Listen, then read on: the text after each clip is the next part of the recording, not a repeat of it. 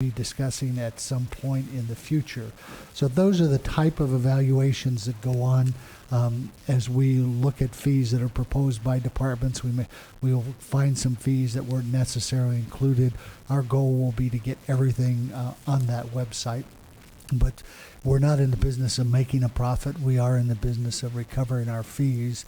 We want to make sure they're accurately portrayed to the public, and our auditor, fulfilling her fiduciary responsibility, does examine all of those fees, and she takes that mission very seriously, I know, make sure that the fees are appropriate, and then our office also reviews them for other purposes and continuity.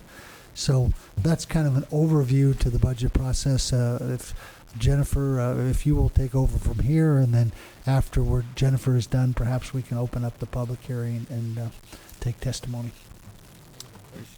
Okay. Before we go to the question, to the clerk, has proper notice been established for the hearing? We do have proper notice.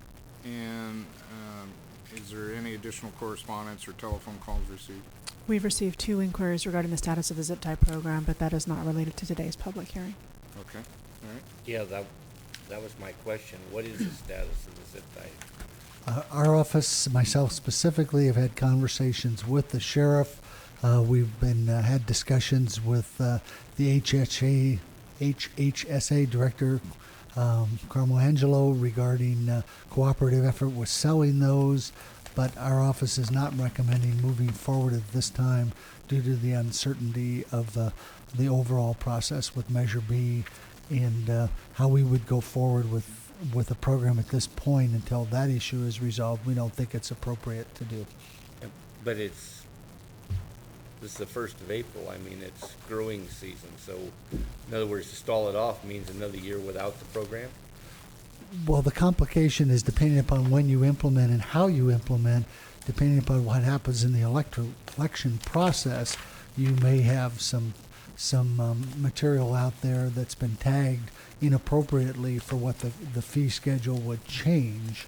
I think there have been as many questions raised as answered for me, so I realize the growing season is starting, but I think the overriding complication of the lawsuits that are out there and some of the other challenges of presenting this to the public, I think it's best, my office's recommendation, we best to wait until after the election process before we have further discussions on a fee for a program. Well, I totally disagree. If that was the case, then why were the zip ties, why were they purchased then if they weren't going to be used? I thought that decision was already been made that they're going to use them, and then they went and purchased them. Now they purchased the zip ties, and now they're going to do the program. I mean, that's I think it's backwards government. Well, it's the implementation we're concerned about. The sheriff still feels strongly about the program. Our office just does not feel at this point to introduce zip ties into the discussion, into the political process that we have right now in discussions of Measure B, how you implement those fees and for what length of time those zip ties cover, what season, and so forth.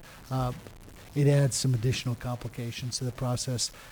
Once some of those issues are resolved, certainly if the board pleasure is to move forward with the zip ties, we can certainly do that as part of the new fiscal year in July, midstream in the growing season. Well, I think that's a decision that this board should make. You know, whether, I mean, I was under the assumption that decision was basically, that everybody assumed that was going to happen ever since, and the sheriff, I'm sure he assumed that. Otherwise, he wouldn't order the zip ties and had them and purchased them. So that's correct. I think this is a discussion that the board needs to have, whether to issue them or not, and what the fee is in the near future. That is the pleasure of the board. There's a lot of folks out there that want to abide whatever the guidelines in this county are. All they need to know is what they are. And from, I think I've followed this as close as anybody, and I was under the assumption that people were available to get issued for purchase the zip ties, and now I'm being told they're not. So it's, it creates a lot of confusion out there, and when there's confusion in this area, people end up going to court and going to jail. It's a serious issue, and we can't You know, I thought the decision to use the zip ties was made almost a year ago, and now I'm hearing it's a big issue for people out there. It needs to be addressed and not put off. I mean, we have worked out the process of how we would sell the zip ties between the two agencies, where they would be sold. We have run the cost of the zip ties past the auditor's office, and she has weighed in on what the appropriate charge would be.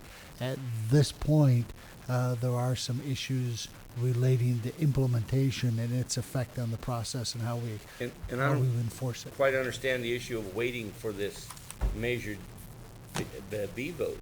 You know, if you want to go back at it and wait for the law, well, federally it's against the law, period. But we've kind of went beyond that already. So waiting for another election to happen on another marijuana law, you know, I think the people need to know what our guidelines are in this county, and we need to move forward on it. And to me, it's not acceptable to put it off.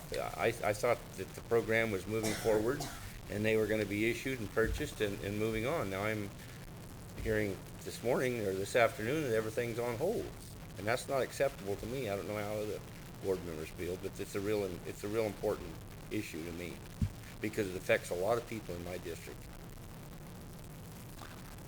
Well, I'm going to jump in here. I think the board totally concurs with you, John. The problem is the implementation. If we issue 25 zip ties and then the county vote comes out and says they want it at 6 mature plants, do we go a full year grandfathering in the 25, or do we try and implement the 6?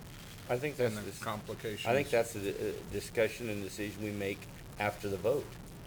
But you know, when we talked about our marijuana guidelines and whatnot and what we come up with, it was assumed that we're going to use the zip tie program. Right. And now that totally flips everything, in my opinion, on its head. I think it's a wrong message to send. People out there just need to know what the guidelines are. And I thought we've set up them guidelines to include the zip tie program.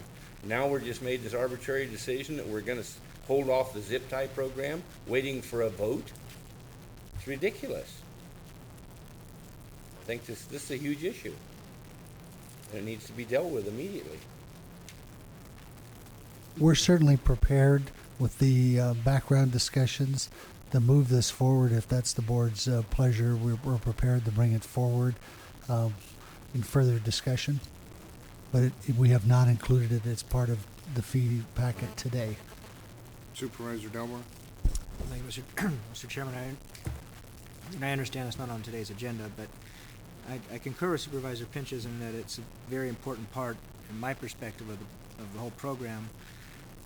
And this might be the concern the CEO's office has. This is a concern I have, is if we issue or sell and issue 25 tags to one card, and that policy changes in another couple of months, how is the sheriff going to deal with an over distribution of serial numbered ties to each person?